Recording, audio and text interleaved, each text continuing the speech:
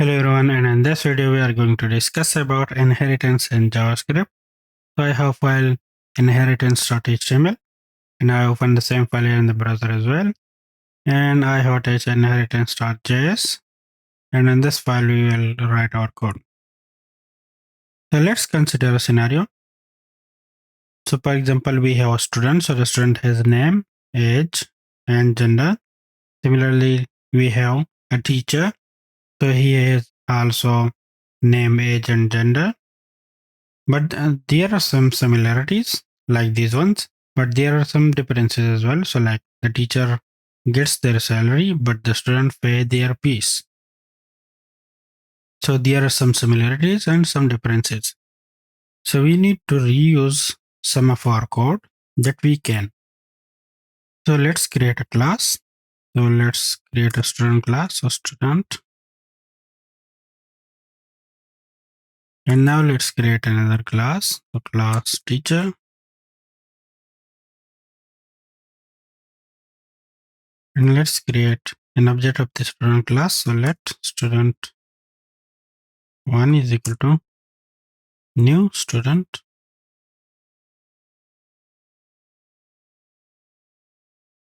And now let's create a constructor in this class. So constructor,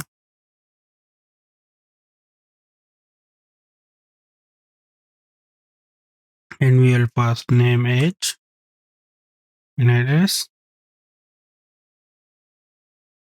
So this dot name is equal to name,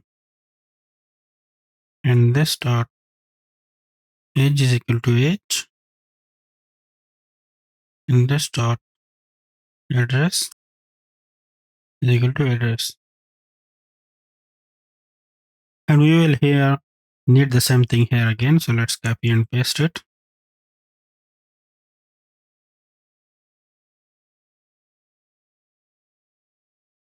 Now let's say we need to get the name. So let's say get name, and we will return this dot name. And we will need to do the same thing here again, the teacher as well. So we are repeating ourselves again and again. So instead of doing this, and we will be doing, let's say we have many other scenarios. So let's say we have managerial staff, we have clerical staff, and we have some other things. So we will be using the same things everywhere. So instead of using writing it in different places, so we can write it in another class. So let's say class person.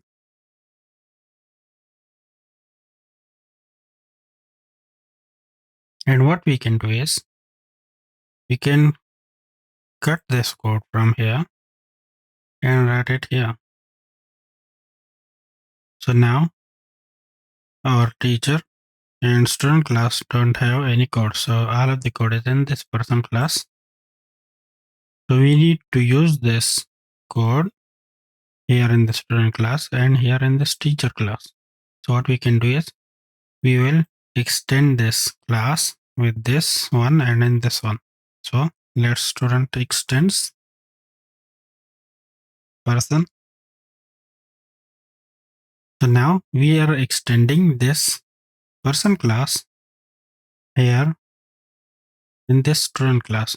So this person is called a parent class and the student class is called a child class. So now we can use this code here in the student class, and we can use it here in this teacher class as well.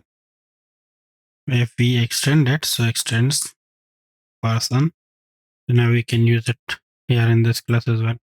So we wrote our code here once, but we can use it in different places.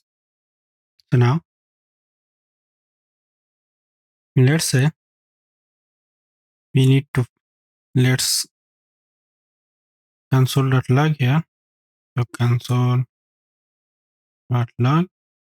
So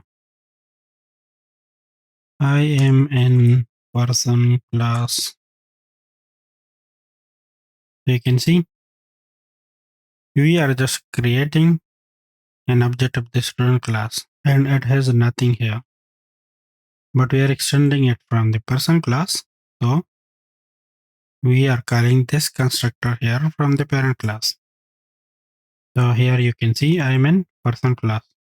So let's pass some values. So let's say John, and he is 20, and he has an address ABC. So what we can do is, let's console.log student1, and you can see student values John, age, and address. So we are passing these values, and these ones goes here, and nothing is here. But we are extending the person class, so it will come here to the constructor, and it will do whatever it is here. So we are assigning the name, age, and address here in this parent class. And we can do the same thing here in this teacher class as well. So let's say teacher, and the teacher is Smith,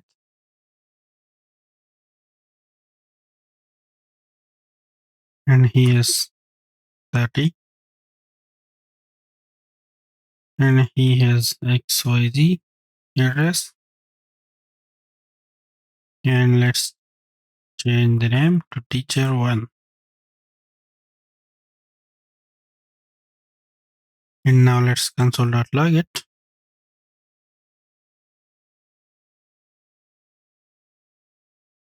So you can see we can use the same code here in this teacher class as well. Now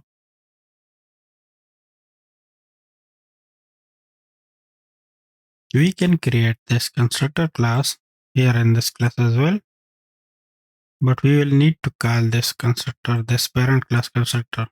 So let's say if you want to create some other properties, okay, so let's say constructor, so name, age, address, and let's say we want gender here, or student ID. So let's say student ID.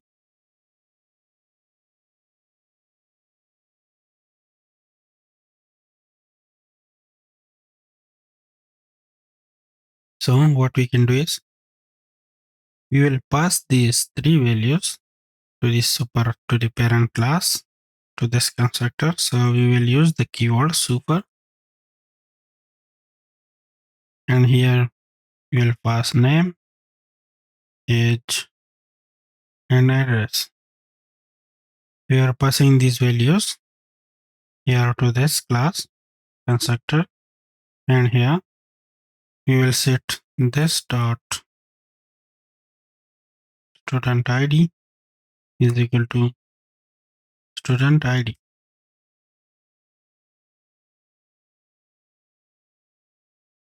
So let's pass the value.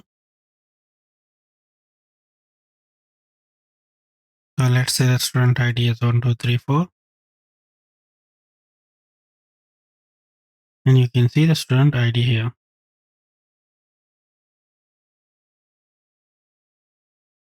So we can create another constructor in the child class if we need to set some other properties or some other thing. So we can create a constructor, and we can call the super, the parent class constructor with the keyword super, and pass the values, and the extra elements, the extra properties, we can set it here. So I hope this is clear now. But if we comment this, it will give us an error that you need to use a super method here.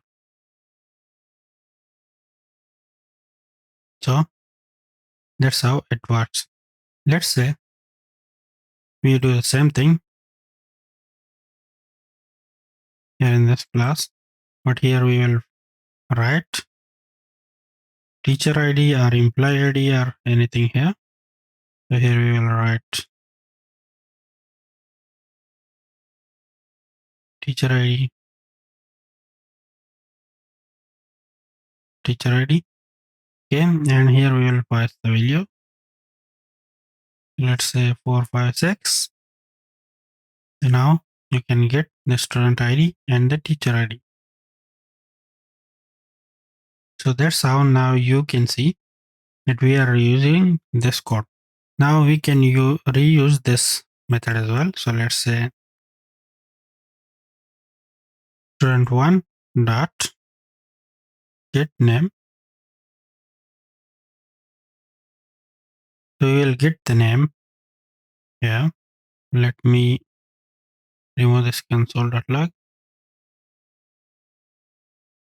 So now you can see the name.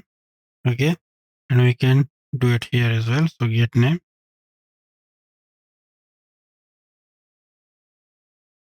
So you can get the name of the teacher as well. Now, why we do this? So let's say we have some different functionalities. So pay student fee, pay fee, and here we will just return fee paid.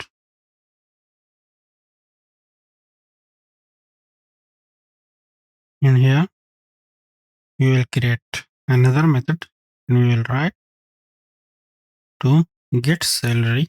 So get salary and return got salary. We can call these methods now.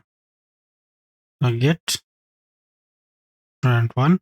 Student1 has get the pay p method. So pay p,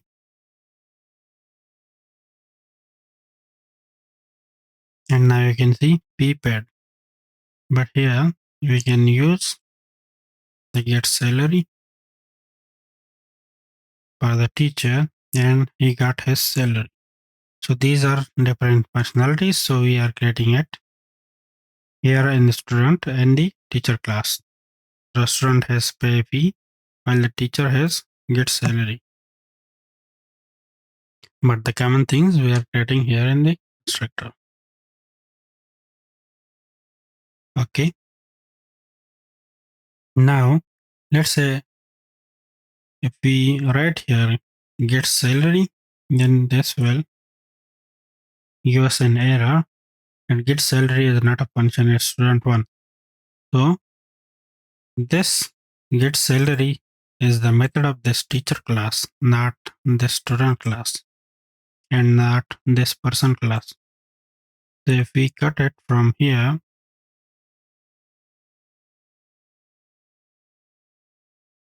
so you can write it here, and now it will know and you will get the salary. But this is not the right thing to do. So we will not write it here in the person class. We will write it here in the teacher class because student don't get the salary. So let me remove this and write here pay fee. We can pay the fee.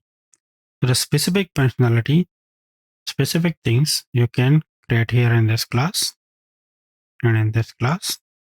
The differences, but the common code you can create in the parent class and then extend it in different classes and use the same code.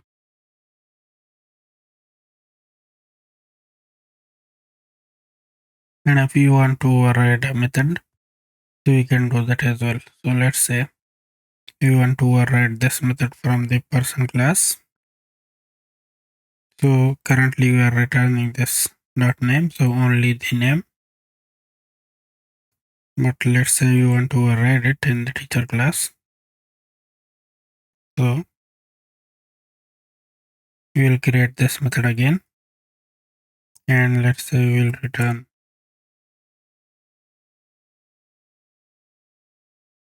welcome.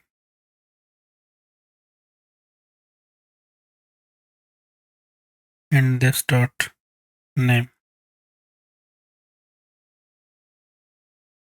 And now let's call this method by the teacher object.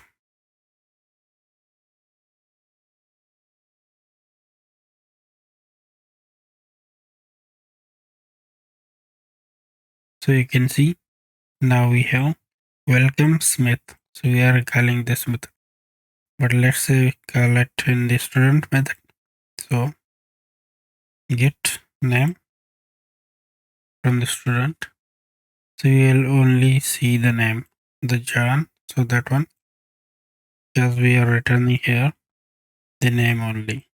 But here we are writing the welcome as well. So we are returning the welcome plus the name. So that's how you can override a parent class method. So that's what is called inheritance, and that's how we can use it. So that's all for this video, and see you in the next video. Thank you, and see you then. Bye.